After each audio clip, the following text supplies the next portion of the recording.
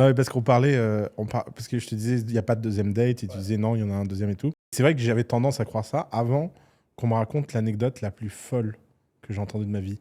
Toute anecdote confondue. Vous n'êtes pas prêts. Et c'est une histoire qui a été vérifiée par le type qui me l'a raconté, mais surtout par la meuf qui a vécu et qui m'a raconté la même histoire que le type, de façon séparée. On a un ami, euh, donc il faut donner le moins de détails possible. Donc on a un ami qui est en boîte de nuit, il voit une blonde incroyable, et il regarde comme ça, il dit c'est pas cette meuf, c'est la femme de ma vie. Et les mecs sont là, ouais, c'est ça, c'est la femme de ma vie. Il n'y a pas de doute, c'est la femme de ma vie. Il va lui parler, il se prend un râteau, 2 râteaux, 3 râteaux, il insiste, il insiste. La meuf commence à lui parler, elle parle pas français, elle lui parle en anglais.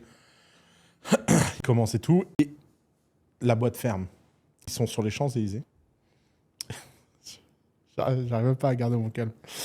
Et là, il se dit, la soirée peut pas finir comme ça. Sauf que lui, il est pauvre, il vit à l'autre bout du monde, et jamais de la vie, il va ramener la meuf en banlieue et tout. Et donc, il essaie de gagner du temps, il se dit, peut-être je peux avoir un petit bisou, un truc, un machin. Et donc, il attend. Et là, il va dans un immeuble comme ça, et il regarde la porte, et il tape un digicode au hasard en faisant genre c'est chez moi, et la porte elle s'ouvre. Ah. C'est fini pour toi ou ça? Véridique. Mais M'en fous.